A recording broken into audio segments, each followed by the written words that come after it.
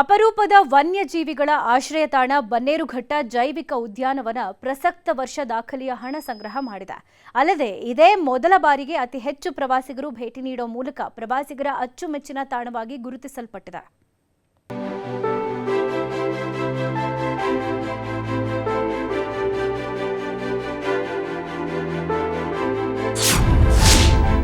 ಎರಡು 2025-26ನೇ ಸಾಲಿನಲ್ಲಿ 64 ಕೋಟಿ ರೂಪಾಯಿ ರಾಜಸ್ವ ಸಂಗ್ರಹ.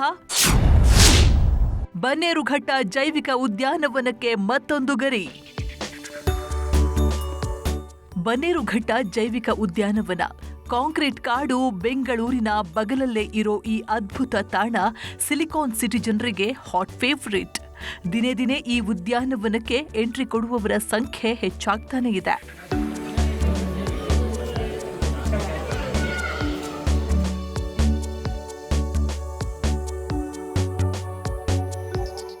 ಬನ್ನೇರುಘಟ್ಟ ಜೈವಿಕ ಉದ್ಯಾನವನ ಇದೇ ಮೊದಲ ಬಾರಿಗೆ ದಾಖಲೆಯ ಹಣ ಸಂಗ್ರಹ ಮಾಡಿದೆ. 2025-26ನೇ ಸಾಲಿನಲ್ಲಿ ಬರೋಬ್ಬರಿ 64 ಕೋಟಿ 23 ಲಕ್ಷ ಆದಾಯ ಮಾಡಿದ್ದು, ಕಳೆದ ವರ್ಷದ 58 ಕೋಟಿ ಆದಾಯದ ದಾಖಲೆಯನ್ನ ಸರಿಗಟ್ಟಿದೆ.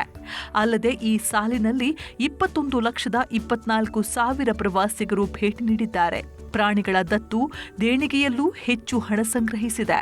ಜೊತೆಗೆ ಚಿಣ್ಣರ ಮೃಗಾಲಯ ದರ್ಶನ ಕಾರ್ಯಕ್ರಮದ ಮೂಲಕ 4,000 ಸರ್ಕಾರಿ ಶಾಲಾ ಮಕ್ಕಳಿಗೆ ಉಚಿತ ಮೃಗಾಲಯ ವೀಕ್ಷಣೆಗೆ ಅವಕಾಶ ಮಾಡಿಕೊಡಲಾಗಿದೆ.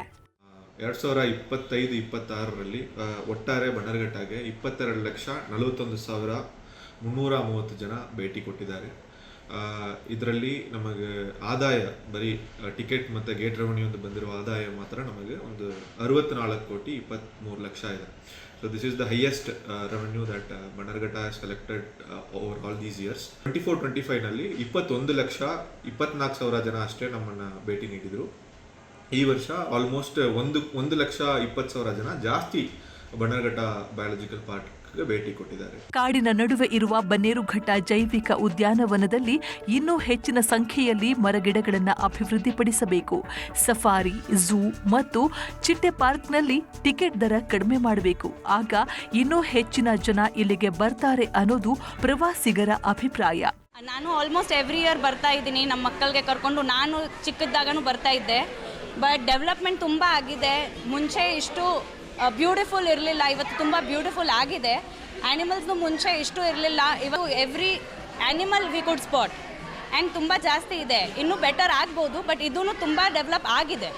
ಆಲ್ರೆಡಿ ಡೆವಲಪ್ಮೆಂಟ್ ಚೆನ್ನಾಗಿ ಮಾಡಿರೋದು. ಇನ್ನೂ ಸ್ವಲ್ಪ ಗ್ರೀನರಿ ಮೇಲೆ ಕೆಲಸ ಮಾಡಿದ್ರೆ ಚೆನ್ನಾಗಿರುತ್ತೆ. ಗ್ರೀನರಿ ಸ್ವಲ್ಪ ಕಮ್ಮಿ ಇದೆ, ಡ್ರೈನೆಸ್ ಜಾಸ್ತಿ ಇದೆ. ಬನ್ನೇರುಘಟ್ಟ ಜೈವಿಕ ಉದ್ಯಾನವನ ಅಪರೂಪದ ವನ್ಯಜೀವಿಗಳ ಆಶ್ರಯ ತಾಣವಾಗಿದೆ. ಮಕ್ಕಳ ಜೊತೆ ಬೇಸಿಗೆ ರಜೆ ಕಳೆಯಲು ಇದು ಒಂದು ಅತ್ಯದ್ಭುತ ತಾಣವಾಗಿದೆ.